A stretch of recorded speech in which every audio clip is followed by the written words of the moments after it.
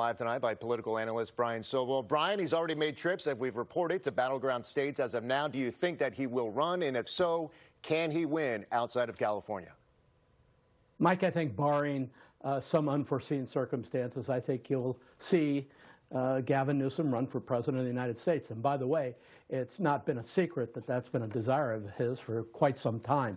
What's bubbling up now is the specter of Kamala Harris maybe wanting to get back into the race, and pretty soon other Democrat candidates from around the country on a national scale deciding they want to get into the race. So it's important for Newsom to get out in front of this, which he did in that interview. Yeah, and is timing of Proposition 50 being right around the corner playing into this at all? There are some people who said if he can't win Proposition 50 and really this discussion on countering what Texas is doing and getting involved in this midterms, if he couldn't get California on board with that would make it difficult for him to make a presidential run. Polls are looking in his favor for Proposition 50 as we head towards Election Day. Is there timing in that, and how important do you think that outcome is? A long time plotting between now and the presidential primaries. Prop 50 is an opportunity for Gavin Newsom to secure that kind of front-running place in a presidential race. But we have so long to go before the primaries, that big South Carolina primary that starts everything off, where, by the way, Gavin Newsom has spent some time.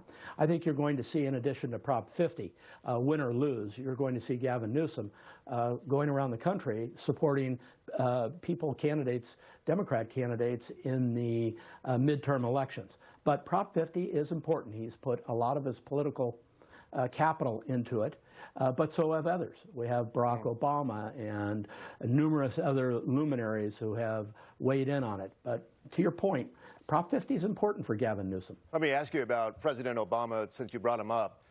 How important is that relationship between him and Governor Newsom? I mean, he's in the commercials. We've seen him running for Prop 50. I mean, moving forward, what is their relationship like in regards to this presidential run down the road, but also throwing in the mix Kamala Harris and her potential presidential run? I mean, both of those individuals are going to be knocking on President Obama's door, surely, for his support here. It's a great question.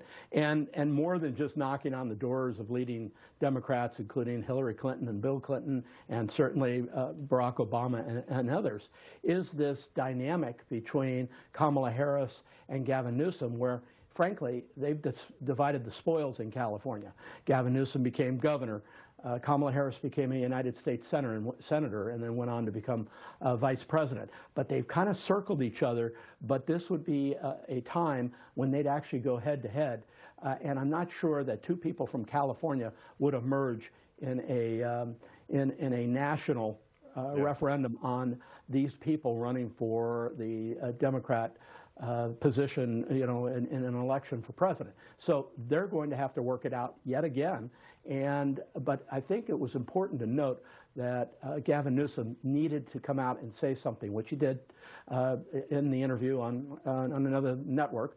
And he had to do that because he doesn't want Kamala Harris to gain any momentum here without his name being in the mix. Yep. So this is an interesting dynamic. Yeah, it certainly shows a shift and a change, even though everyone's been speculating about this. This is definitely kind of a turn in the conversation where they're willing to dive into saying, hey, our names are in the conversation for sure. Well, Brian Sobel, thank you for joining the conversation. We always appreciate your insight. Thanks, Brian.